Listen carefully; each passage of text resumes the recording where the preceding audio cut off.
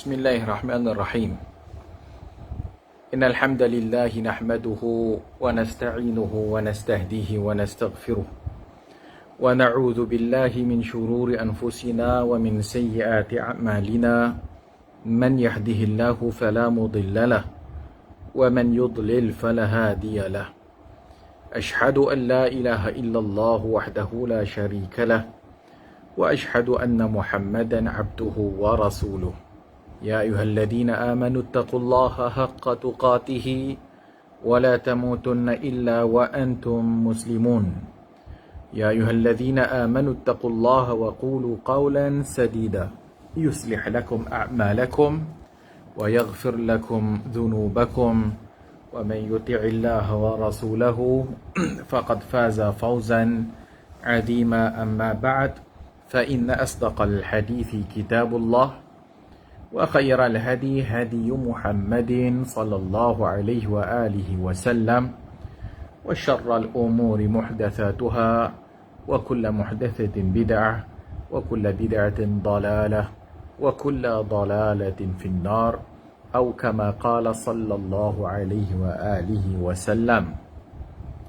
Alhamdulillah, bersyukur kepada Allah Subhanahu wa taala kerana bertemu lagi pada malam ini dan kita menyambung pada tajuk yang terakhir daripada kitab Ad-Du'a Mafhumuhu, iaitu kitab Ad-Du'a, pemahamannya, akhta'un taqa'u fihi, dan kesalahan-kesalahan di dalamnya. Dan kita telah sampai ke tajuk yang terakhir, ahadithun dha'ifah wal mawdu'ah, itu contoh-contoh hadis-hadis yang dhaifah, hadis yang dhaif dan hadis yang palsu dalam masalah ad-du'a, fi ad-du'a.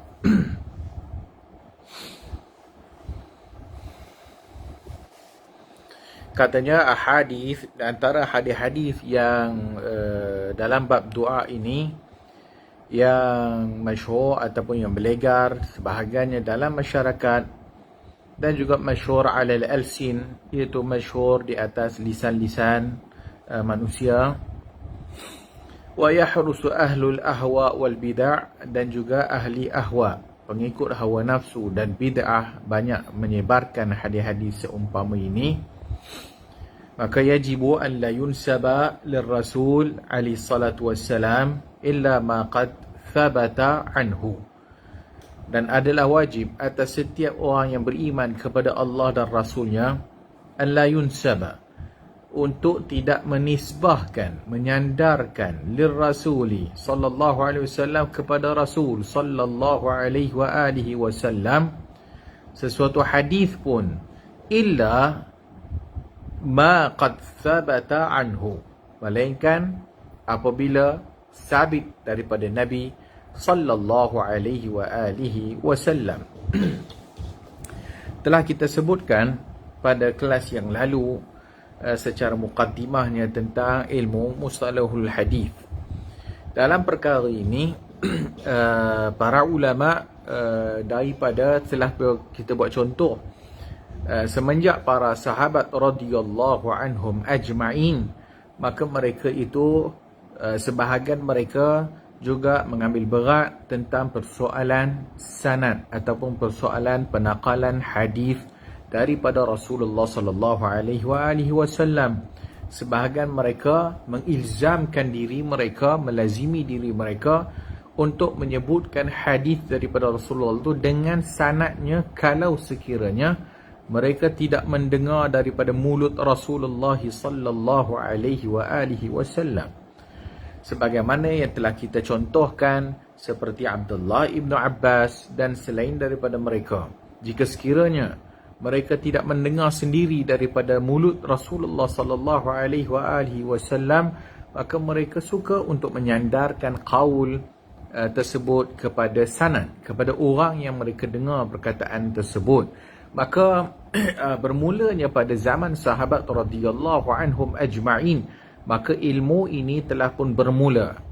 Dan apabila Allah Subhanahu wa taala menyebutkan dalam Al-Quran Ya ayyuhalladzina amanu in ja'akum fasiqun binaba'in fatabayyanu. Allah sendiri telah mengajarkan kepada kita bagaimana yang sepatutnya orang Muslim ataupun kita ni untuk menerima sesuatu akhbar, menerima sesuatu perkhabaran cerita. Maka Allah kata dalam Quran, wahai orang yang beriman, wahai orang yang beriman, maka apabila datangnya perkataan Allah, wahai orang yang beriman, ya ayyuhalladzina amanu, maka datang setelah daripadanya itu hukum. Maka kata Allah, wahai sekalian orang yang beriman, in ja'akum fasiqun binaba'in fatabayyanu. Kalau sekiranya datang kepada kamu orang fasik membawa berita, fatabayyanu, maka tolong pastikan kesahihannya. Tolong cek, fatathabbatu, tolong isbatkan dulu. Tolong cek adakah yang mereka sampaikan itu benar ataupun dusta. Kenapa Allah Subhanahu wa taala menyebut dalam ayat ini, ya ayyuhalladzina amanu in ja'akum fasiqun? Kenapa Allah kata in the first place, Allah kata kalau datang kepada kamu orang fasik. Kalau datang kepada kamu orang fasik. Kenapa? Kenapa Allah Ta'ala tidak menyebutkan saja kalau datang kepada kamu seseorang membawa berita, kalau sekiranya datang kepada kamu cerita, atau kalau datang satu orang menceritakan kepada kamu? Allah tak guna begitu. Allah menggunakan in ja'akum fasiqun, kalau datang kepada kamu orang fasik. Allah menggunakan perkataan orang fasik. Allah tidak menyebut secara umum. Allah tidak kata kalau datang kepada kamu seseorang bawa berita. Allah menggunakan orang fasik. Kalau wahai orang beriman, kalau sekiranya datang kepada kamu orang fasik bawa berita. Para ulama menyatakan bahawasanya Allah menggunakan orang fasik kerana adalah menjadi perangai orang fasik suka membawa berita bohong. Menjadi perangai orang fasik yang suka bawa cerita orang ni, ataupun yang suka duk bawa cerita. Sebab itu Allah guna in ja'akum fasiqun binaba'in. Kalau datang kepada kamu orang fasik, maka orang fasik ni dia suka bawa berita yang tak betul-betul, ataupun suka bawa berita bohong, suka bawa cerita-cerita yang merepek-repek. Itu orang fasik, dan itu sifat orang fasik. Lawan kepadanya orang yang beriman tak begitu. Orang yang beriman tidak begitu. Sebab itu Nabi SAW menyatakan, cukuplah seseorang itu dikatakan pendusta. Cukuplah kita nak label seorang itu pendusta kalau sekiranya dia pergi cerita semua yang dia dengar. Semua yang dia dengar, semua dia cerita. Maka cukuplah untuk kita kata dia itu pembohong. Itu kata Nabi SAW. Balik kepada konsep tadi. Allah telah menggariskan konsep ilmu hadis, ilmu sanad dalam Al-Quran dan ditatbikkan, dibuat ataupun dipraktikkan oleh para sahabat, iaitu sahabat Rasulullah sallallahu alaihi wasallam. Semua kita tahu cerita bahawasanya sahabat yang pergi kepada rumah Umar, ketuk pintu 3 kali, Umar tak buka pintu, kemudian balik. Umar kata, kenapa ketuk pintu kemudian tak balik? Kemudian balik. Kerana dia dengar Nabi kata, kalau dah minta izin 3 kali dah tak ada orang buka pintu, balik. Umar tanya kepada sahabat tersebut, ada tak sahabat lain, ada tak orang lain yang dengar macam kamu dengar dari Nabi? Begitu juga apabila seorang nenek bertanya kepada Abu Bakar radhiyallahu an tentang miras jaddah, tentang nenek dapat berapa harta warisan. Maka Abu Bakar radhiyallahu anhu tidak pernah mendengar daripada Rasulullah sallallahu alaihi wasallam demikian. Sedangkan Abu Bakar itu sahabat yang paling rapat. Sahabat yang paling rapat, tapi ada saja yang dia tak pernah dengar dari Nabi sallallahu alaihi wasallam. Apatah lagi kita pada zaman sekarang, lagilah banyak yang tak pernah dengar. Abu Bakar radhiyallahu anhu bertanya, kepada sahabat yang lain, ada siapa-siapa tak dengar daripada Nabi, nenek dapat berapa? Sahabat menjawab 1/6. Dan ditanya lagi Abu Bakar, adakah orang lain dengar juga Nabi kata begitu? Maka setelah dipastikan, baru berikutnya Abu Bakar radhiyallahu anhu berhukum dengan hukum tersebut. Konsepnya adalah memastikan riwayat dan memastikan cerita. Itu pada zaman sahabat Rasulullah sallallahu alaihi wasallam. Zaman berikutnya zaman tabi'in, zaman anak murid sahabat. Berikutnya zaman atba'ut tabi'in, zaman kepada pengikut kepada tabi'in, anak murid kepada tabi'in. Apabila kata para ulama Abdullah bin Mubarak, Ibn Sirin dan sebagainya, mereka menyatakan bahawasanya dulu kami tak pernah bertanya pun tentang sanad. Kami tak pernah tanya kau dengar daripada siapa, kau dengar daripada siapa.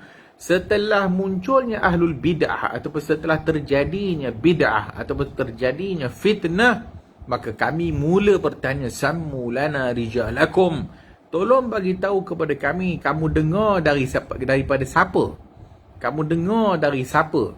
Maka kalau sekiranya datang daripada ahli sunnah, maka diterima riwayatnya. Datang daripada ahli bid'ah, maka tidak diterima riwayatnya. Apabila munculnya kumpulan Rafidah Syiah, yang semua kita tahu bahawasanya ini kumpulan bid'ah yang paling teruk sekali dalam atas muka bumi Allah Ta'ala ni, yang paling teruk sebagaimana yang disebut oleh imam kita Al-Imam Syafi'i rahmatullah alaih.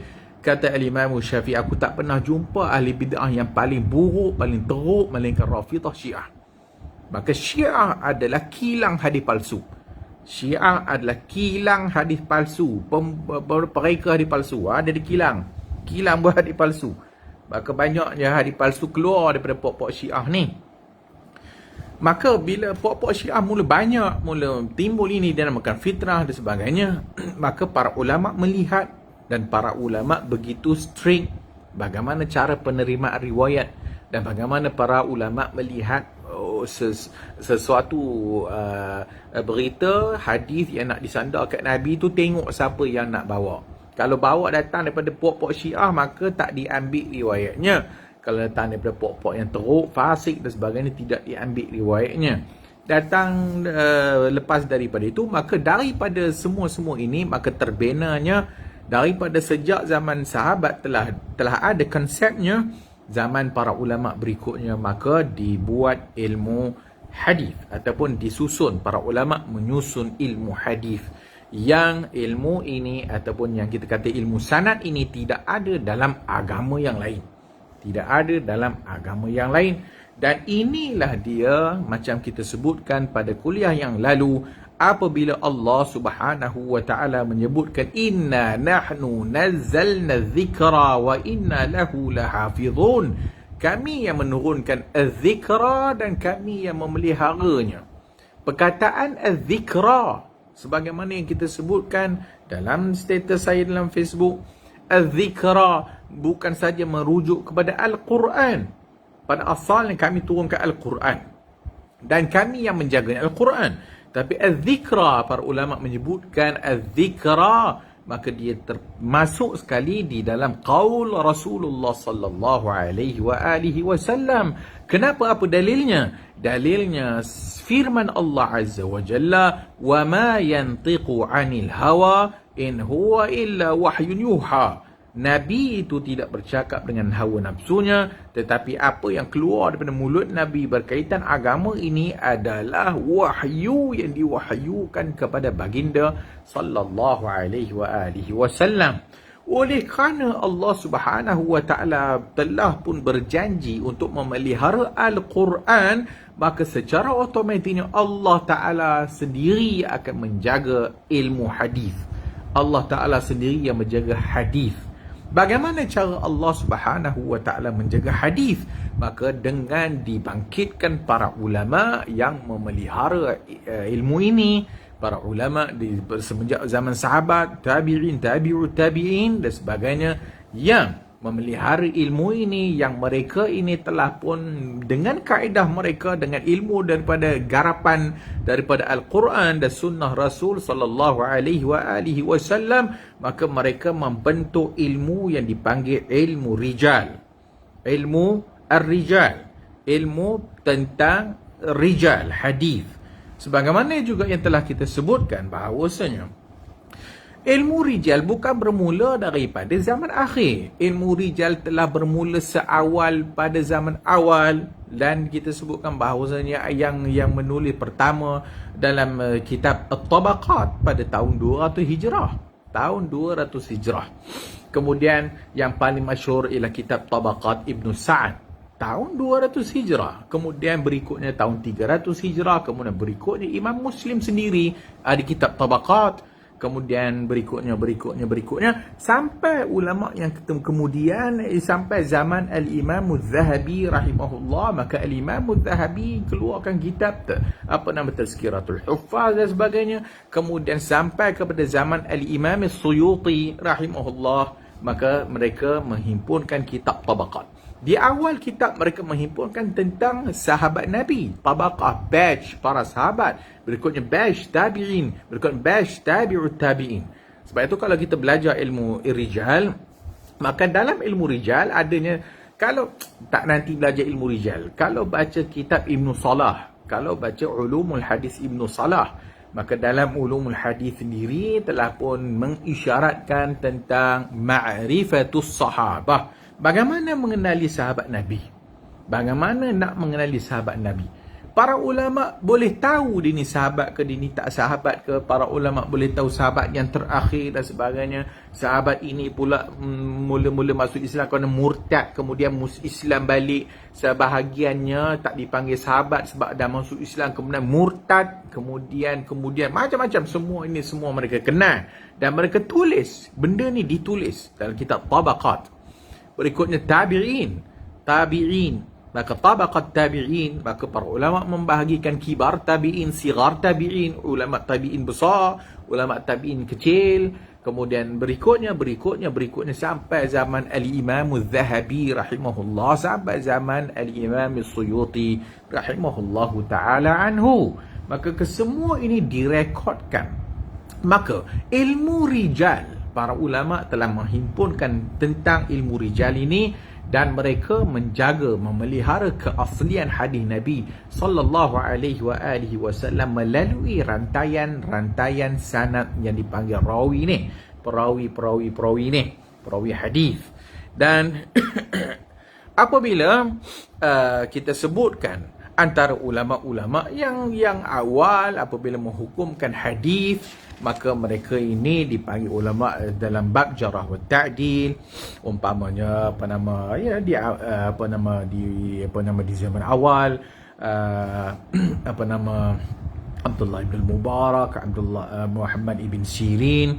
Kemudian berikutnya ulama Imam Ahmad bin Hanbal, Yahya bin Ma'in, Sufyan ibn Uyainah, Sufyan al-Thawri dan sebagainya. Semua mereka ini dikenali dan semua mereka ini orang kata tak payah orang kenal lah. Mereka ini masyhur, dan juga kemasyhuran mereka itu semua kenal.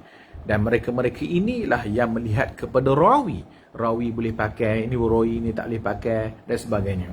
Baik. Apabila timbulnya ahli bid'ah kemudian dan sebagainya, yang munculnya apabila kita sebut pada zaman awal munculnya Ar-Rafidah Syiah ni, mereka mentohmah kepada sahabat, mengkafirkan sahabat. Antara sahabat yang awal ataupun yang banyak meriwayatkan hadis yang mereka selalu mentohmahnya adalah Abu Hurairah radhiyallahu an. Macam-macam mereka kata kat Abu Hurairah. Apabila orang seumpama ini mengkritik para sahabat Rasulullah, yang bermula daripada puak-puak Syiah Rafidah ni, yang mengkritik para sahabat Nabi dan sebagainya, mengkafirkan para sahabat Rasulullah ni, maka apabila mereka mengkafirkan, maka apabila dah dikafirkan keseluruhan para sahabat Nabi, nak dapat agama daripada siapa? Nak dapat agama daripada siapa? Sebab itu mereka kilang hadis palsu. Mereka hadis sandar kat mamak, sandar kat orang. Mereka hadis sandar kat sekian imam. reka hadis sandar kepada Ja'far As-Sadiq. Maka ini yang mulanya. Kemudian datang orientalis, datang orang kafir. Oleh kerana di zaman awal kumpulan-kumpulan sesat ni sendiri telah mengkafirkan sahabat, telah menimbulkan syak kepada rawi hadis, telah menimbulkan syak kepada tabi'in, dan mereka menimbulkan syak kepada ilmu sanad. Maka orientalis, maka dia masak balik, dia rojakkan, dia campur dengan pok-pok sesat ni, Syiah Rafidah, datang Mu'tazilah, datang grup-grup Khawarij dan sebagainya, dia garapkan semua ini. Datanglah syukuk syubuhat, kesamaran daripada orientalis ni, akhirnya masuklah dalam kepala orang yang namanya Muslim, masuklah dalam kepala orang Islam. Maka masuk dalam kepala orang Islam ni, orang Islam sendiri juga terpengaruh dengan apa yang disebut oleh orientalis dan apa yang disebut oleh pokok Syiah Rafidah, dengan apa dan sebagainya. Maka mereka pun tak rasa bersalah untuk mengutuk sahabat Rasulullah. Mereka apabila dah mengutuk sahabat Rasulullah dan mengkafirkan sahabat Rasulullah, apa yang tinggal lagi daripada ilmu agama ni? Bagaimana kita nak menyampaikan kepada kefahaman Al-Quran dah kalau sekiranya rantaian sanad itu dah putus, dah dikafirkan belaka, kemudian ditimbulkan macam-macam syubuhat. Zaman sekarang ada pula sebahagian mereka, macam kita main telefon karat lah. Main telefon karat, tahu telefon karat. Maka bagi orang beratur lah, ramai-ramai orang. Kemudian orang pertama dibagi satu statement, kemudian orang yang pertama tu kena sampaikan kepada orang kedua kena sampaikan, orang ketiga kena sampaikan, sehinggalah orang yang ke-10, kemudian disuruh orang yang ke-10 tu baca balik, berbeza dengan, bahkan lain dah. Dah jadi lain maknanya daripada yang makna asalnya. Ni dia kata, tengok, kalaulah benda ni pun tak boleh, bagaimana ilmu hadis? Dia ingat duk main telefon karat kepala otak. Karat tu macam disamakan dengan rawi-rawi hadis yang siqah dan sebagainya. Macam kita sebutlah, kemudian datang pokok yang kita sebutkan 2-3 menjak ni, datang Mamat Berserban tu, Mamat Kelantan tu. Maka mula juga sebelumnya ada juga ulama yang konon-kononnya hafal Sunan Sittah, tapi menimbulkan syubuhat bahawasanya rawi hadis, ilmu hadis dibina di atas sangkaan semata. Katanya tak, ilmu hadis dibina di atas sangkaan semata. Maka hak sangkaan semata ni oleh kerana dah guna kepala otak dia yang telah digabung dengan pahaman orientalis, dan digabung pahaman Syiah, dan pahaman ahli-ahli bid'ah dan sebagainya, dan tidak mengaji ilmu hadis, tidak mengaji ilmu rijal, dan tidak tahu ilmu jarah wa ta'dil. Maka mereka pun keluarkan satu perkataan, ilmu hadis ini hanyalah sangkaan sahaja, tak boleh nak kata yakin. Ini bermaksud bahawasanya hadis Bukhari juga tidak boleh yakin. Dulu ada sebelum dia ada satu orang juga, Tuan Guru juga menyatakan demikian. Rawi Al-Bukhari semuanya rawi siqah, ataupun rawi hadis sahih ni adalah siqah belaka. Dan tak bila kita tengok ikut kepala otak dia, rawi yang siqah ni takkanlah satu hari tak pernah bohong, dia buat rawi itulah. Dan rawi yang dikatakan hadisnya palsu itu kerana rawinya pembohong, kadhib ataupun kadzab. Maka takkanlah sepanjang hidupnya asyik bohong saja, tak pernah cakap benar ke?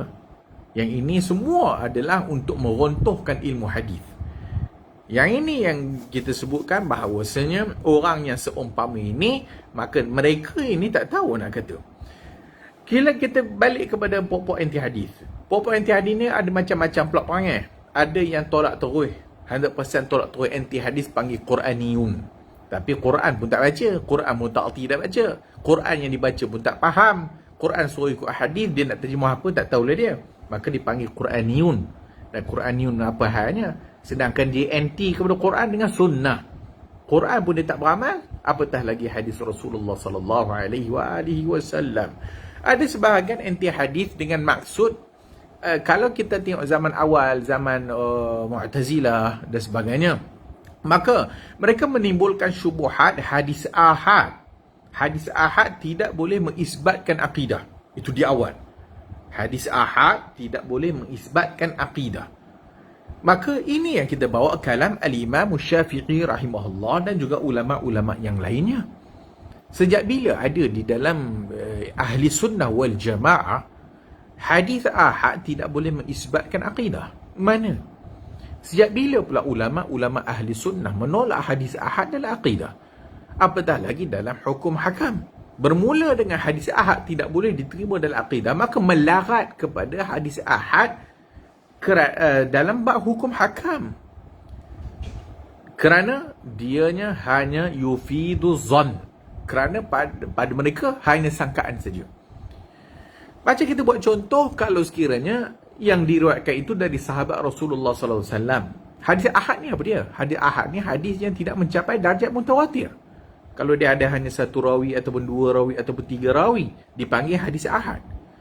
Ulama ahli sunnah bila melihat kepada hadis ahad, adakah mereka menolak hadis ahad? Ahli sunnah tidak pernah menerima perkataan sedemikian. Al-Imam Nawawi, seperti yang kita sebut dalam status kita, bahawasanya contoh dalam hadis-hadis, umpamanya hadis perubahan arah kiblat. Orang ramai sahabat-sahabat Ansar sedang bersalat, kemudian datang satu orang saja memberi perkhabaran hadis bahawasanya arah kiblat telah bertukar daripada Baitul Maqdis ke Masjidul Haram, Al-Baitullahil Haram. Kemudian mereka terus beralih arah kiblatnya ke arah Masjidil Haram. Tak timbul ahad, tidak ahad. Sahabat yang meriwayatkan, contoh ada hadis yang diriwayatkan, kalau kita kata tiga nak, Abu Bakar, Umar dengan Osman. Kemudian datang daripadanya anak murid mereka yang siqat, yang mengambil daripada mereka bertiga. Kemudian datang daripada atba'ut tabi'in yang siqah, mengambil juga daripada anak murid mereka. Ulama ahli sunnah mana yang kata hadis itu tidak membawa yakin? Maka tak ada. Maka ini hanya dakwaan. Bagaimana mereka nak dakwa sedangkan mereka tak bawa contoh dan sebagainya? Kenapa nak macam mana mereka nak bawa contoh? Sebab mereka pun tak kerti hadis. Macam mana nak bawa contoh kalau mereka pun tak tahu ilmu hadis? Maka kalau kita sebut tadi tentang perubahan arah kiblat, kata Al-Imam Nawawi, fihi, padanya dalil menunjukkan menerimanya khabar wahid, iaitu khabar yang tidak mutawatir, khabar ahad, dan yakin, dan kita boleh berubah arah kiblat kita. Dan kemudian sangkaan-sangkaan yang tadi, duk terjemah sangkaan ikut bahasa Melayu, memang tak dapatlah apa makna sangkaan. Dalam kita sebut az-zan, az-zan dia ada dua, kena ada zan ar-rajih, zan marjuh. Zan, sangkaan yang rajih. Apa maksud sangkaan yang rajih? Maksudnya membawa kepada keyakinan ianya betul. Walaupun kita tak panggil dia yakin 100%. Yakin 100%. Kalau ada Quran atau hadis mutawatir, yakin 100%. Ada pun selain dipanggil zannu aghlab. Zannu aghlab antara persennya mencapai 99%. Maka dia berdasarkan dalil. Dan para ulama yang mentarjihkan ilmu hadis atau mentarjihkan hatta dalam bab fiqh sekalipun, mereka mentarjihkan, bukan tarjih ikut suka, aku rasa hukumnya haram lah. Aku rasa hadis ni, aku rasalah hadis ni tak boleh pakai. Tak gitu. Ada ilmunya, dipanggil ilmu rijal yang tadi tu. Maka ini yang buta oleh pok-pok yang ahli bid'ah ni, dan yang tidak celik kepada ilmu hadis, dan konon-kononnya belajar sanad dan sebagainya. Sanad tak ada faedah. Macam kita sebutkan mereka ini, kalaulah mereka nak bangkitkan bahawasanya sanad itu rawi-rawi yang konon-kononnya dipanggil siqah tapi kemungkinan dia bohong, itu maksudnya sanad dia lah, sanad serban dia tu. Yang sanad serban dia tu tak ada pula timbul masalah bohong tak bohong lah. Sanad serbannya tutup telinga sekerat, buka telinga, itu boleh pula terima. Dia tak boleh kemudian dalam sebahagian videonya, kita kena menerima dalil hujah daripada ulama. Tapi bila ulama yang kita sebutkan, Imam Ahmad ibn Hanbal, Yahya bin Ma'in, Al-Baihaqi dan sebagainya, tak nak pula mereka terima. Maka ini semua adalah, sebab itu dipanggil ahlul ahwa wal bid'ah. Sebab itu dipanggil ahli pengikut hawa nafsu dan bid'ah. Sebab puak-puak ni sebenarnya jauh daripada ilmu hadis. Puak-puak ini kalau lah mereka ni belajar hadis, memang tak boleh hidup lah dengan pemahaman mereka. Maka sudah tentu mereka menentang orang yang mempertikaikan hadis-hadis yang mereka bawa. Orang yang memberi celik kepada masyarakat kita bahawasanya orang yang bagi celik masyarakat supaya celik hadis ni, mereka marah lah. Disebabkan kalau sekiranya orang celik hadis, maka mereka ni tak dapat hidup lah. Sebab kehidupan mereka ataupun ilmu mereka itu dia bina di atas ilmu hadis palsu, dia bina di atas ilmu hadis yang syak dan waham tu. Maka ini yang menyebabkan mereka tak mengaji ilmu hadis. Antara contoh yang dibawa dalam kitab kita ini muqaddimah, sambungan daripada yang minggu lepas. Kemudian berikutnya kita masuk dalam antara contoh hadis. Idza a'itukumul umur fa'alaikum bi ahli al-qubur atau fasta'inu bi ahli al-qubur. Antara contoh hadis yang tak betul ni yang dibawa oleh penulis kitab ad-du'a ni, hadis pertama, idza a'itukumul umur fa'alaikum bi ahli al-qubur. Kalau korang ada masalah, maka fa'alaikum, maka hendaklah korang pergi kepada ahli kubur. Maksud pergi mayat kat kubur lah. Au fasta'inu bi ahli qubur. Kalau ada masalah, maka minta tolonglah kamu semua dengan ahli kubur. Maka mereka pun kata ini hadis daripada Rasulullah sallallahu alaihi wasallam. Sedangkan ianya bukan hadis daripada Rasulullah sallallahu alaihi wasallam yang sahih. Berkata Syekhul Islam Ibn Taymiyah rahimahullah, fahadha al-hadithu, maka hadis ini adalah bohong, kadhibun muftara ala nabi, bohong atas Rasulullah sallallahu alaihi wasallam, bi ijma'il arifina bi hadithihi, dengan ijma' para ulama yang mengetahui hadis-hadis Nabi sallallahu alaihi wasallam, dan tidak pernah diriwayatkan oleh seorang pun di kalangan ulama-ulama ahli sunnah dengan demikian. Wala yujadu fi syai'in min kutubi al-hadits al-mu'tamadah, dan tidak wujud dalam kitab-kitab hadis yang mu'tamad. Tidak wujud dalam kitab-kitab hadis yang mu'tamadah. Maka hadis, kalau ada problem, pergi jumpa ahli kubur. Kalau ada masalah, minta tolong dengan ahli kubur. Ini hadis palsu, bohong atas nama Rasulullah sallallahu alaihi wasallam. Dahlah tak ada ulama pun yang meriwayatkannya. Tidak ada juga dalam kitab-kitab hadis yang diiktimadkan oleh ulama ahli sunnah wal jamaah. Berkata Ibn Baz, wa hadzal kalam da'watun ila syirk. Maka perkataan ini menyeru kepada syirik kepada Allah. Kenapa tidak syirik? Kerana pergi minta tolong dengan orang mati dalam kubur. Wal istighasah, minta tolong dengan mereka, adalah sebesar-besar bentuk kesyirikan dengan ijma' para ulama dan ahli iman. Maka kita tahulah hadis ini siapa yang rekanya. Maka yang merekanya adalah yang merekanya adalah ahli kubur lah. Bukan ahli kubur, orang yang ibadat kubur, penyembah kubur. Yang mereka hadis ni penyembah kubur lah, supaya mereka bagi tahu ke anak-anak murid mereka, ada problem, pergilah kubur. Nabi kata, anak-anak murid memang tak mengaji, anak-anak murid mereka memang tak mengerti ilmu hadis. Hanya oleh kerana syekh pakai serban, pakai jubah berlapis, maka diterimalah. Takkanlah ulama nak bohong, takkanlah ustaz kita bohong. Maka diterima sajalah. Hadis yang kedua, Idza sa'altumullah fas'aluhu bijahi. Apabila kamu nak minta ke Allah, maka mintalah dengan bijahi, dengan jah aku, jah Nabi sallallahu alaihi wasallam. Fa inna jahi indallahi azim. Sesungguhnya jahi, keagunganku di sisi Allah itu adalah agung atau besar. Au tawassalu, hendaklah kamu bertawassul dengan jahi, dengan jah. Jah ni maksudnya kehebatan lah. Bijahi, kan? Kita pernah dengar orang doa, kan? Wa bijahi khatamin nabiyyin, dengan jah Nabi yang akhir. So dia berdasarkan hadis ini, kalau minta ke Allah Ta'ala, minta dengan jah Nabi Muhammad sallallahu alaihi wasallam. Kerana jah Nabi SAW tu di sisi Allah itu agung. Kata Syekhul Islam Ibn Taymiyah rahimahullah, maka diriwayatkan sebahagian ahli jahil daripada Nabi SAW. Maka hadis ini bohong.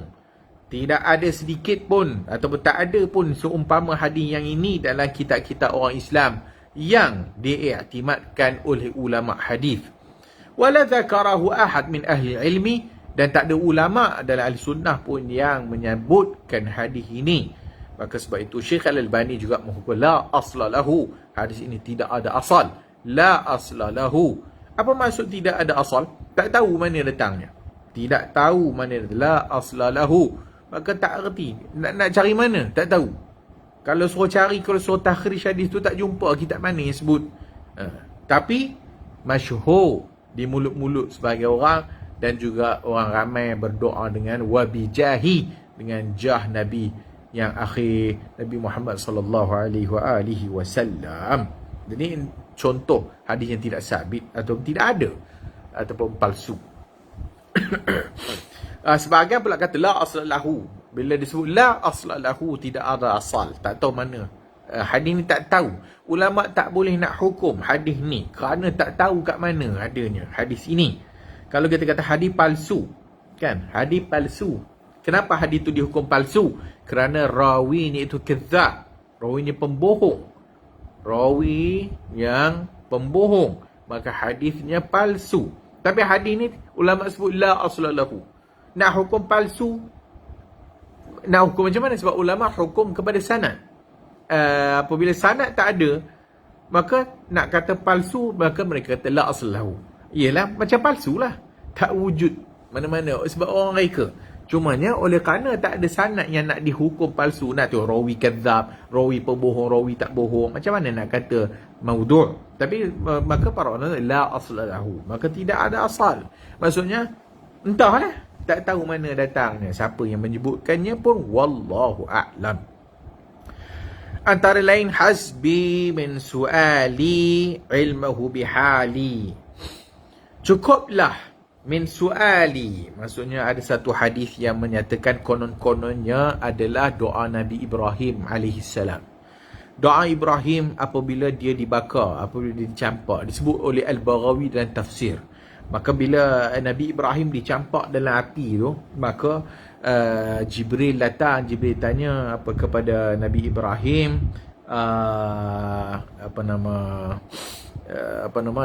ada permintaan tak? Maka dia kata, kepada engkau dah, tapi kepada Allah Ta'ala aku nak minta lah. Cumanya aku tak payah minta pun. Allah Ta'ala maha mengetahui hal keadaan aku. Maksudnya apa yang aku sedang hadapi ni Allah Ta'ala dah tahu dah. Aku tak payah minta pun tak apa, Allah tak bagi. Itu maksudnya. So hadis ini juga la asla lahu. Maka sebahagian para ulama menyatakan qaul Ibrahim yang mereka sandarkan kepada Nabi Ibrahim tu, maksudnya aku tak payah minta secara doa, Allah dah tahu dah apa yang aku alami. Ini adalah daripada Israiliyat, tidak ada asal baginya dalam marfu'. Itu juga yang disebut oleh Al-Baghawi dalam tafsir Al-Baghawi. Antara lain lamma iqtarafa Adam khati'ah, antara hadis apabila Adam AS mengiktiraf dosanya, qala rabbi as'aluka bihaqqi Muhammadin, maka Nabi Adam dia bertaubat kepada Allah Ta'ala. Maka Nabi Adam menyatakan, aku mohon kepada Allah dengan hak ataupun dengan Nabi Muhammad, bihaqqi Muhammadin, dengan kebenaran Muhammad, untuk mengampunkan dosaku. Faqala Allah, maka Allah pun berkata, wahai Adam, wa kaifa arafta Muhammadan? Adam, macam mana kau tahu Muhammad? Walam akhluquhu, aku belum ciptakan lagi pun. Qala ya Rabbi, wahai Tuhanku. Adam pun jawab, apabila sewaktu engkau menciptakan aku dengan tanganmu dan engkau meniupkan roh daripada rohmu, maka rafa'tu ra'si, aku pun mengangkat kepalaku, fara'aitu ala qawaimil arsy maktuban, aku pun tengok dekat tiang-tiang arasy itu ada tulis la ilaha illallah Muhammad Rasulullah. Maka aku pun doalah bihaqqihi, aku berdoalah dengan nama yang disebut tu Muhammad tu. dah tentulah apabila disebut Muhammadun Rasulullah dan dimasukkan dalam la ilaha illallah Muhammad Rasul, dah tentulah makhluk ini makhluk yang dicintai oleh Allah Ta'ala. Maka aku nak minta ampun ke Allah, aku nak guna dengan bihaqi Muhammad lah, dengan nama Muhammad ni. Faqad ghafartu lak, maka Allah kata benar, aku telah mengampunkan dosamu. Walaula Muhammadun ma khalaqtu, walaupun Muhammad belum diciptakan lagi. So hadis ni masyhur juga. Sebahagian orang kata Nur Muhammad, sebahagian orang kata Nur Muhammad. Nabi Adam AS ketika mana dia istighfar, dia bertaubat ke Allah, maka dia kata, wahai Tuhan, dengan hak Nabi Muhammad ataupun dengan Nabi, dia bertawassul dengan Nabi Muhammad sallallahu alaihi wasallam. Waktu itu Nabi Muhammad belum ada lagi. Tetapi bila Allah Ta'ala tanya, kenapa kau sebut Muhammad? Macam mana kau tahu? Maka dia kata bila diciptakan dia, maka dia nampak dekat tiang arsy ada sebut la ilaha illallah Muhammadun Rasulullah. Maka Nabi Adam pun doalah dengan bertawassul dengan nama Muhammad tersebut, kerana dah nama Muhammad digandingkan dengan syahadah itu, bermaksud insan ini atau makhluk ini pasti dicintai kepada Allah Azza wa Jalla. Hadis ini diriwayatkan oleh Al-Hakim dalam Mustadrak. Hadis ini antaranya disebut oleh Al-Hakim dalam Mustadrak daripada jalan Abil Haris Abdullah ibn Muslim Al-Fahri. Diriwayatkan oleh Al-Hakim dalam Al-Mustadrak. Imam Al-Hakim An-Naisaburi dalam kitab beliau Al-Mustadrak daripada jalan Abil Haris Abdullah ibn Muslim Al-Fahri. Haddatsana Ismail, qala haddatsana Ismail ibn Maslamah, telah pun meriwayatkan Ismail bin Maslamah, anba'ana, telah pun menceritakan qala anba'ana Abdurrahman ibn Zaid, daripada Abdurrahman bin Zaid ibn Aslam, daripada bapaknya, daripada datuknya, daripada Umar bin Al-Khattab radhiyallahu anhu, marfu'an, secara marfu'. Apa maksud secara marfu'? Marfu' disandarkan Nabi lah, diangkat kepada Rasulullah. Marfu'. Hadis marfu' maksud hadis tu disandarkan Nabi sallallahu alaihi wa alihi wasallam. Baik. Hadis ni disebut oleh Al-Hakim ni tadi. Daripada jalan disebut tadi Abul Haris Abdullah ibn Muslim Al-Fahri. Diambil daripada Ismail ibn Maslamah. Diambil daripada Abdurrahman bin Zaid bin Aslam. Daripada bapaknya, daripada datuknya, daripada Umar bin Al-Khattab. Maksudnya Abdurrahman ambil daripada bapaknya Zaid, kemudian ambil daripada datuknya Aslam, ambil daripada Umar bin Al-Khattab, marfu'an, disandarkan Nabi sallallahu alaihi wa alihi wasallam secara marfu'. Qala Al-Hakimu, berkata Imam Al-Hakim, sahihul isnad. Berkata Al-Hakim, sahihul isnad. Apa maksud sahihul isnad? Sahihul isnad, sanadnya sahih. Sahihul isnad, sahih sanadnya, ataupun sanadnya sahih. Sahihul isnad. Tapi wa ta'aqqabahu Az-Zahabi, tapi Al-Imam Az-Zahabi komentar lepas daripada tu. Al-Imam Az-Zahabi rahimahullah, imam yang besar, imam Imam Al-Jarh wa Ta'dil, kata bal maudu', bahkan hadis ini palsu. Bal maudu'. Wa Abdurrahman wahin, dan Abdurrahman ini adalah rawi yang wahin. Wahin maksudnya wahin, tak kuat, hadis lemah. Wa Abdullah ibn Muslim Al-Fahri la adri man huwa. Abdullah ibn Muslim Al-Fahri, aku tak tahu siapa dia ni, kata Al-Imam Az-Zahabi rahimahullahu ta'ala anhu. Begitu juga Al-Imam Al-Baihaqi menyebutkan rawi itu diriwayatkan daripada Abul Haris Abdullah ibn Muslim, maka kata Al-Baihaqi wa huwa dha'if. Kata Al-Baihaqi, Imam Al-Baihaqi, wa huwa dha'if. Dan disetujui oleh Al-Imam Ibn Kathir, Al-Hafiz Ibn Kathir, dan juga disetujui juga oleh Al-Hafiz Ibn Hajar Al-Asqalani. Katanya khabarun batilun. Khabarun batilun. Kalau dilihat lagi kepada ulama yang lebih awal, Imam Ahmad bin Hanbal mendhaifkannya. Imam Ahmad bin Hanbal mendhaifkannya. juga Abu Zur'ah Ar-Razi, Abu Hatim Ar-Razi, Al-Imam An-Nasa'i, Al-Imam Ad-Daraqutni. Semua ni ulama-ulama besar, ulama-ulama jarah wa ta'dil.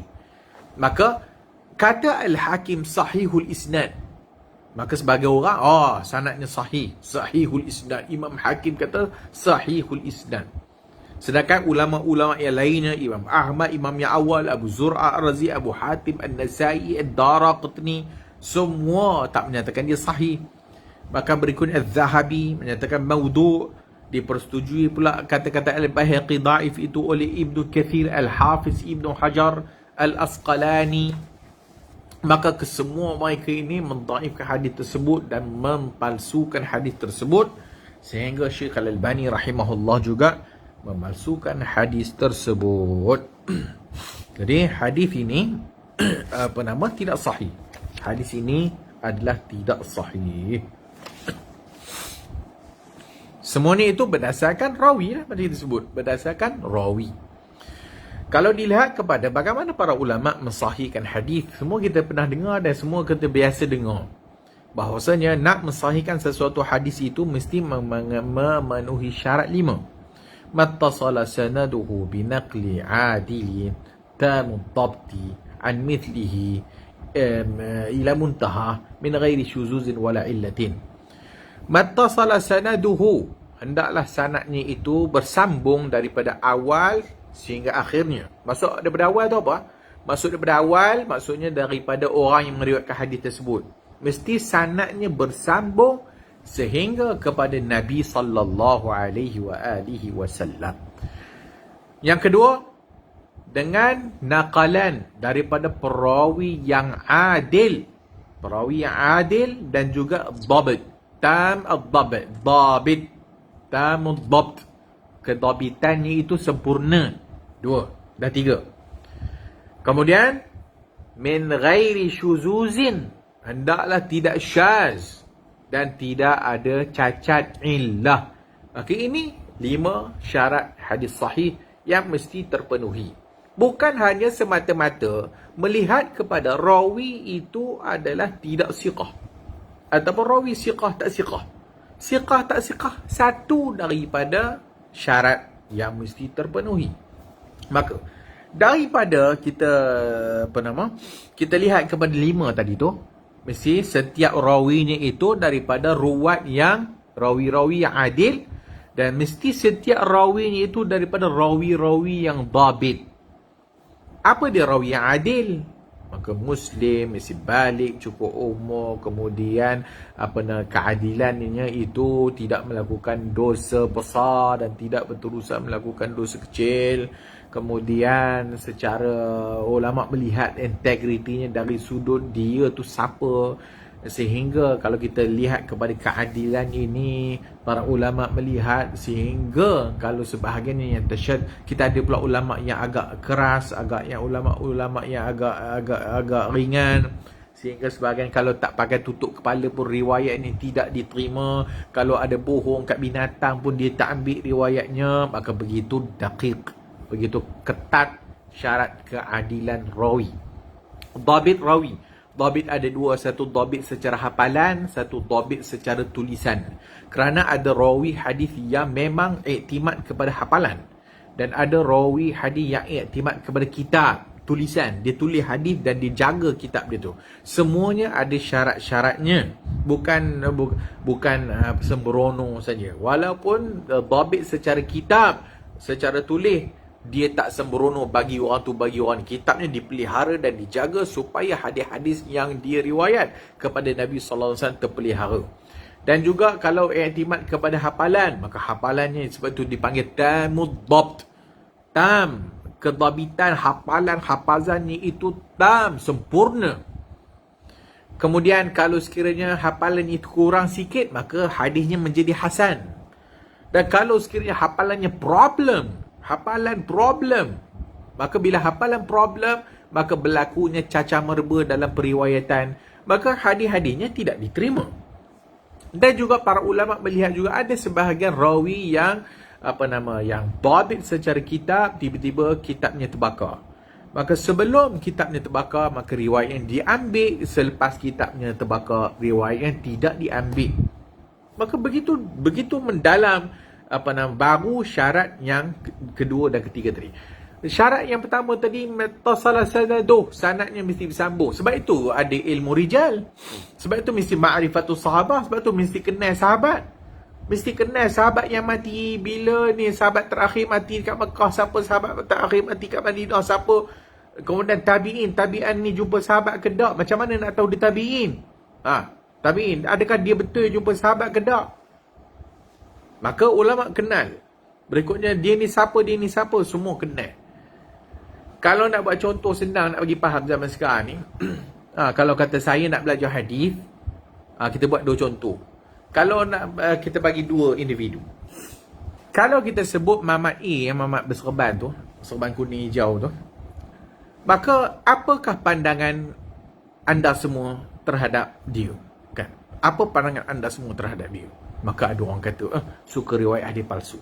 Ada orang merepek, duk buat cerita yang bohong, penipu lara, duk merepek. Tak disarankan mengambil daripadanya, kan? Kalau zaman sekarang pun kita boleh tahu, ataupun kalau zaman sekarang antara dua orang ini, orang puji, bagus, kalau nak belajar dengan dia ni bagus, dia ni mementingkan hadis Nabi, dia ni selalu mengingatkan orang daripada hadis palsu, daripada hadis dhaif. Yang ni pula, dia ni tak boleh pakai, asyik riwayat ikut belotak dia je, kata guru kami. Kemudian bawa cerita-cerita ajaib, cerita paling polar lah, cerita orang boleh terbang, cerita orang jalan tahi, cerita terbang, boleh masuk lair, boleh berada dua tempat pada satu masa, orang boleh tahu. Maka pada zaman sekarang pun kalau kita kata, kau kenal tak Ustaz A dengan Ustaz B? Kenal? Ustaz A ni gini, Ustaz B gini. Itu zaman sekarang. Macam itulah zaman dulu. Bagaimana para ulama melihat kepada rawi? Mereka kenal rawi tersebut. Mereka tahu rawi ni bohong tak bohong. Mereka kenal rawi ni hafalannya macam mana. Mereka tahu rawi ni mengaji dengan siapa. Mereka tahu mereka guru dia siapa, ambil ilmu daripada siapa. Mereka tahu anak muridnya yang ambil ilmu daripadanya siapa pula. Mereka tahu lahirnya bila, kat mana. Kemudian mereka tahu pernah masuk Mekah ke tak. Mereka tahu pernah masuk Syam ke tak. Mereka tahu dia ni pernah masuk ke dalam ke negeri sekian dan sekian, telah keluar pada negeri sekian-sekian pada tahun sekian dan sekian. Mereka tahu dan mereka catat dan mereka tulis. Dan apabila kita sebut rawi siqah yang mentausikkannya itu bukan ustaz zaman sekarang. Yang mentausikkan rawi-rawi itu ulama yang terkenal. Macam kita sebut tadi, siapa tak kenal Imam Ahmad bin Hanbal? Siapa yang tak kenal Imam Ahmad bin Hanbal? Siapa yang tak kenal Imam Malik ibn Anas? Maka bila Imam Ahmad bin Hanbal kata rawi dhaif, siapa kita untuk menyatakan sebaliknya? Apabila Imam Malik kata rawa anni thiqah, aku mengambil daripada thiqah. Kemudian Sufyan ibn Uyainah, siapa yang tak kenal? Sufyan Sauri, siapa yang tak kenal? Qutaibah ibn Sa'id, orang kenal. Tok Guru Al-Bukhari ni siapa. Dia ni Tok Guru siapa. Anak murid siapa. Ini dipanggil ilmu rijal. Yang ini bukan senang-senang dan bukan ikut hawa nafsu. Kalau kita sekiranya kita menuduh bahawasanya rawi-rawi yang siqah ni tak pernah bohong, siapa engkau yang nak bercakap demikian? Yang berbeza dengan Imam Ahmad bin Hanbal, yang berbeza dengan Imam Malik bin Anas, yang berbeza dengan Imam Syafi'i, yang berbeza dengan Imam Abu Hanifah, yang berbeza dengan Imam Qutaibah ibn Sa'id. Ini semua ilmu. Dan kalau zaman sekarang pun kita boleh kenal orang tu merepek ke tak, maka zaman itu begitulah. Dan para ulama-ulama pula yang menghukumkan itu adalah ulama-ulama yang jahabazah, ulama-ulama yang semua mengiktiraf keimaman mereka. Kalau kita tengok macam perkataan isnaduhu sahih tadi tu, bila kita tak mengaji ilmu hadis, ulama sebut sahihul isnad. Sebagai ulama membezakan apa maksud sahihul isnad dengan hadisun sahih. Apa beza ulama tu sebut hadisun sahih? hadis tu sahih. Dengan dikata sahihul isnad, sanadnya sahih. Ada beza. Walaupun sebahagian ulama mutaqaddimin kemungkinan dia maksudkan sahihul isnad itu memang ada sahih. Tapi berikutnya ulama-ulama kemudian memperincikan. Maka bila sebut sahihul isnad, sanadnya sahih, tidak bererti hadisnya sahih. Dan bila ulama sebut hadis sahih, baru dia sahih. Tapi kalau dia sebut sanadnya sahih, belum tentu hadisnya sahih. Balik kepada 5 syarat yang disebutkan tadi. Pertama, rawi yang kesemuanya itu adil. Yang kedua, rawi yang kesemuanya dhabit. Yang ketiga, sanadnya bersambung dari mula sampai habis, sampai Nabi. Bersambung dari mula sampai habis. Okey, satu, rawi mesti adil semua sekali. Yang kedua, rawi mesti dhabit semua sekali. Yang ketiga, sanad mesti sambung dari awal sampai akhir. Yang semuanya ada perincian. Yang keempat, selamat hadis itu daripada syuzuz, daripada kepelikan, syaz, daripada syuzuz, sama ada sanad dan matanya. Yang kelima, salamatul hadis, hadis itu mesti selamat daripada illah, cacat dalam sanad dan cacat pada matan. 5 ingat. 1, adil. 2, dhabit. 3, sanad sambung. 4, mesti selamat daripada syaz. Yang kelima, mesti tak ada kecacatan, sama ada sanad ataupun matanya. Dan kalau tengok syarat yang keempat dan kelima tadi tu, syarat yang keempat kelima, selamatnya hadis itu daripada syuzuz, daripada syaz, daripada pelik ni, sama ada sanad dan matanya. Dan juga syarat yang kelima, iaitu syarat hadis tu mesti selamat daripada cacat pada sanad dan cacat pada matanya. Itu adalah yang paling syarat yang paling ketat dan paling susah sekali. Itu syarat yang paling ketat dan paling susah sekali ala naqid, ke atas ulama nak tengok hadis tu. Kerana dia memerlukan kepada bahthun. Kena ulama yang lautan ilmunya luas dalam ilmu hadis. Dan mesti memerlukan kepada ilmu riwayat. Mesti tahu tentang rijal, maka baru dia boleh melihat kepada hadis itu syaz ataupun ada kecacatan. Maka kalau ulama sebut isnadun sahih, sanadnya sahih, maka yang dimaksudkan sanadnya sahih itu adalah syarat pertama dan ketiga, sehingga ketiga itu lengkap. Syarat pertama, sanad sambung tadi, rawi adil, rawi dhabit. Maka itu maksud isnadun sahih. Dia tak sebut hadisun sahih, dia sebut isnadun sahih. Maka sanadnya sahih ialah apabila syarat yang 3 di atas tadi tu, dhabit, adil dan sambung lengkap, baru dikata isnadun sahih. Tetapi dia tak sebut hadis tu sahih, kerana 2 syarat yang berikutnya, syarat yang keempat dan kelima itu belum ditentukan lagi. Belum dilihat adakah ianya sahih atau tidak, ataupun sihatul hadis tanpa syarat yang keempat dan yang kelima. Maka ulama kata isnadun sahih. Maka bila ulama kata sanadnya sahih, belum tentu hadis itu sahih. Dia kata sanadnya sahih sebab rawinya dhabit, sebab rawinya adil, kemudian sanadnya bersambung. Adapun berikutnya syarat yang keempat dan kelima, dia tak tengok dari sudut syaz dan sudut cacat yang lainnya, illah yang lainnya. Itu yang disebut oleh Al-Hafiz Ibn Salah rahimahullah dalam kitab beliau Ulumul Hadis. Yang sebahagian kata Muqaddimah Ulumul Hadis. Sebenarnya kitabnya tidak namanya Muqaddimah Ibn Salah. Walaupun ramai yang menyebut Muqaddimah Ibn Salah, secara ilmunya kitabnya tidak dinamakan Muqaddimah Ibn Salah. Maka Imam Ibn Salah menyebut dalam Ulumul Hadis, beliau qauluhum, kata-kata mereka itu para ulama hadis, haza hadisun sahih, hadis ini adalah hadis yang sahih, yang sanadnya sahih ataupun hasan sanadnya, tanpa menyebut hadis itu sahih atau hadis itu hasan, kerana li'annahu qad yuqalu hadha hadisun sahihul isnad wa la yasihhu likaunihi syazan aw mu'allala.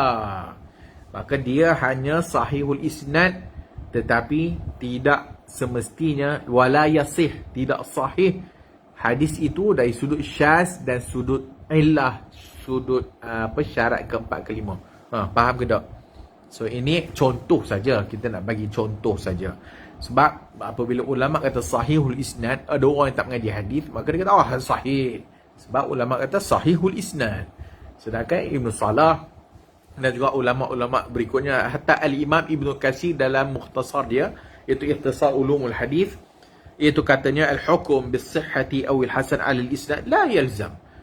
Hukum kepada sanad itu sahih ataupun hasan, tidak semestinya hadisnya itu mesti sahih secara matannya. Maka ulama lihat bahawasanya kalau sekiranya hadis itu kalau ada problem dari sudut matan, dari sudut matan bercanggah dengan Quran umpamanya, ada syaz. Apa maksud syaz? Maksudnya rawi yang siqah meriwayatkan suatu hadis yang bercanggah dengan siqah yang lainnya. Maka ini ilmu yang begitu mendalam, ilmu yang begitu tak terjangkau oleh kita ni yang hanya baca surface saja. Dan ilmu yang tak terjangkau oleh kalau sekiranya asyik tawaf kubur saja, kalau asyik sembah kubur saja, kalau ilmu hadis mustalah atau asas pun tak boleh nak faham, macam mana nak faham ilmu rijal, macam mana nak faham ilmu al-jarh wa ta'dil dan sebagainya. Maka apabila tak faham ilmu-ilmu ini, maka keluarlah perkataan yang kurang ajar, keluarlah perkataan yang dia tak sedar bahawa perkataan dia itu seumpama menolak hadis Rasulullah sallallahu alaihi wasallam. Kenapa kita kata begitu? Kerana apabila dia menyatakan bahawa kalau hadis tu sahih sekalipun disebabkan rawi siqah, maka kita tak boleh yakin dia sahih. Tak boleh yakin dia sahih kerana kemungkinan rawinya bohong. Maka ini apa ni? Kalam yang kurang ajar namanya, ataupun perkataan yang datang dari mulut orang yang tak mengaji dan mulut yang menuduh para ulama kita dusta, bohong atas nama Rasulullah sallallahu alaihi wasallam. Sebab itu perkataan-perkataan seumpama ini disukai oleh puak-puak liberal, disukai oleh puak-puak kafir, disukai oleh puak-puak Syiah Rafidah, kerana mereka lah pada asalnya yang menimbulkan syubhat ini sehingga runtuhnya ataupun untuk meruntuhkan ilmu hadis ini. Tetapi macam kita sebutkan tadi, Allah Subhanahu wa taala berjanji memeliharanya. Inna nahnu nazzalna zikra wa inna lahu lahafizun. Walaupun mereka berkata demikian, maka kita tetap yakin bahawasanya ilmu hadis ini adalah suatu ilmu yang telah dipelihara oleh Allah Azza wa Jalla, kerana hadis ini menerangkan Al-Quran. Bagaimana nak faham Quran kalau tidak melalui hadis? Bagaimana nak memahami maksud Allah daripada kalau sekiranya tidak datang melalui daripada jalan rawi-rawi ini? Sebab itu puak-puak sufi tarekat ni, maka mereka ni dia menuduh ahli hadis ni, korang ni ambil ilmu daripada orang mati. Tengok kami ni ambil ilmu daripada yang maha hidup, ilmu laduni konon-kononnya. Maka sesatlah dan menyesatkan dah mereka ini kepada orang, walaupun namanya ustaz, walaupun nama memakai serban, walaupun mereka itu konon mendakwa mereka ada sanad itu sanad ini, tetapi sedikit pun tidak memberi makna kepada ilmu mereka, kerana ilmu mereka itu telah ditalbis oleh iblis, dan sehingga mereka pun tidak sedar perkataan mereka itu membantu orang kafir untuk melawan Islam. Perkataan mereka itu membantu kepada orang-orang musuh agama kita ni untuk meruntuhkan ilmu hadis ini. Tetapi insya-Allah ilmu ini dipelihara oleh Allah Azza wa Jalla melalui ulama-ulama yang bertungkus lumus mengkaji dan juga meletakkan kaedah dalam ilmu ini, sehingga sehingga tercapai maksud daripada pemeliharaan Allah Subhanahu wa taala kepada ilmu ini. Dan kalau sekiranya kita meruntuhkan ilmu ini, apa yang tinggal? Bagaimana kita nak salat? Hanya salat, Quran hanya menyebut rukuk dan sujud. Kita tak mau terima hadis, dan kita pun menimbulkan syak wasangka kita kepada rawi-rawi hadis. Maka kau nak semayang macam mana? Macam mana nak angkat takbir? Macam mana nak bagi salam? Angkat takbir sampai salam. semuanya datang daripada hadis Rasulullah sallallahu alaihi wasallam. Dan juga kita buat contoh, sebelum nak salat kita ada azan. Hadis azan ni mutawatir ke? Hadis azan dan dengan lafaz azan tersebut. Maka hadis yang sahih dalam sahih Bukhari, sahih Muslim menyebutkan hadis tentang lafaz-lafaz azan, hadis daripada Jabir dan sebagainya. Maka kalau dengan kaedah pok-pok jahil ni, maka kita kata tak payah ikutlah lafaz azan tu. Kau azan lah ikut suka-suka tu. Oi, mai semayang, oi, mai semayang. Tak payah nak ikut lafaz azan yang ada, kerana hadis-hadis yang menyebut tentang lafaz azan tu boleh jadi rawinya bohong. Boleh jadi nipu saja. Betul ke Allahu Akbar, Allahu Akbar, asyhadu an la ilaha illallah, asyhadu an la ilaha illallah? Betul ke? Tak bohong aja. Sebab tu puak-puak Syiah boleh reka azan dia. Puak-puak Syiah reka azan dia, tambahlah Muhammad Rasulullah, asyhadu anna aliyan waliullah. Dia tambah suka hati dia lah. Hayya ala khairil amal, suka-suka dia lah nak tambah. Sebab pada dia, agama dia lah tak pergi, sebab agama dia bohong. Maka kita pun nak tiru begitu, maka tambahlah suka hati kita lah. Azan bahasa Melayu pun tak apalah. Sebab tak payah ikut hadis lah, kemungkinan hadis tu bohong. Maka panggil lah, Allah Maha Besar, Allah Maha Besar. Atau oi, mai semayang, dah masuk pukul 2.30, mai semayang. Tak payah lepas azan dah. Sebab menimbulkan syak pada rawi-rawi hadis. Berikutnya, macam kita sebutlah, kalau nak mati pun tak payahlah seorang tanam. Tak payah seorang mandikan. Tak payah seorang kafankan. Tak payah seorang salatkan. Dan tak payah tanam ikut cara Islam lah. Kalau kita menimbulkan syak wasangka kita pada hadis, dan kita menuduh bahawa hadis Nabi SAW ini mungkin bohong daripada rawi-rawinya, dan kita pun tak pasti betul tak Nabi suruh mandi ni, betul tak Nabi suruh kapankan mayat, kita tak betul ke Nabi suruh kita salatkan jenazah. Nak tengok Quran, buat Quraniun, buat anti hadis, konon anti hadis, Quraniun lah konon, ahli Quran konon. Maka tengok Quran, ada tak cara orang mati nak tanam? Tak adalah, cerita Adam je lah tak. Allah utuskan 2 ekor burung tu, kemudian bergaduh, mati seekor, kemudian kambuh.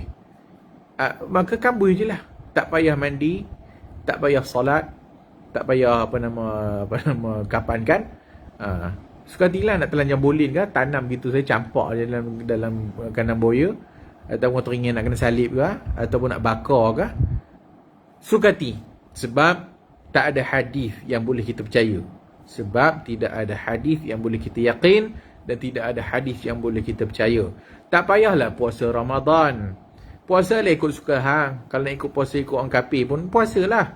Kau nak puasa daripada makan daging, makan sayur-sayur je. Hari ni kita puasa makan sayur je. Sebab apa? Nak ikut hadis apa? Mana ada Quran sebut cara puasa? Mana ada Quran sebut secara terperinci lah. Nak buat haji macam mana? Maka sukati dia lah. Tambah je lah apa yang korang nak tambah. Nak pakai apa, pakailah. Sukatilah. Maka buatlah agama ini ikut sukati apa. Dan kalau dah itu keadaannya, apalah yang tinggal daripada keimanan, dan apalah yang tinggal daripada Islam, melainkan habis runtuh belaka dengan pokok yang anti hadis, dengan pokok yang menimbulkan keraguan kepada hadis Nabi SAW. Dan kita, bila kita bercakap begini, kita bercakap umum lah. Kerana kita di sana ada hadis yang memang hadisnya palsu, dan memang hadisnya daif. Yang mana hadis yang daif yang tidak menepati syarat, dan mana hadis-hadis palsu yang memang tidak menepati syarat yang sahih, maka itu sudah tentu memang tak diamalkan. Maka berpadalah kita dengan hadis yang sahih, kerana semua hadis-hadis yang sahih yang telah disahihkan oleh para ulama kita, sedikit pun tidak ada yang bercanggah dengan Al-Quranul Karim. Dan kalau sekiranya ada hadis yang bercanggah dengan Quranul Karim, maka yang problem itu adalah hadis tersebut. Maka ilmu hadis adalah ilmu orang yang cerdik. Ilmu hadis adalah ilmu orang yang cerdik. Kalau orang yang tak cerdik, malas nak berfikir, kalau malas nak mengaji, malas nak baca, tak payah mengaji ilmu hadis. Ikut saja. Tapi kalau nak jadi pandai, nak jadi cerdik, belajar ilmu hadis. Mudah-mudahan Allah Subhanahu Wa Taala menambahkan ilmu kita. Mudah-mudahan Allah Subhanahu wa taala mengampuni dosa-dosa kita. Mudah-mudahan Allah Subhanahu wa taala memberi hidayah kepada mereka. Mudah-mudahan Allah Subhanahu wa taala membangkitkan lebih ramai lagi para ulama-ulama hadis yang menjaga keaslian hadis Nabi sallallahu alaihi wasallam, dan itu adalah janji Allah Subhanahu wa taala. Aqulu qawli hadha wastaghfirullahal azim li wa lakum. Insyaallah kita jumpa lagi. Kita akan sambung 2-3 lagi hadis yang lemah dalam bab doa. InsyaAllah kita jumpa lagi. Subhanakallahumma wa bihamdika. Ashhadu an la ilaha illa anta astaghfiruka wa atubu ilaih.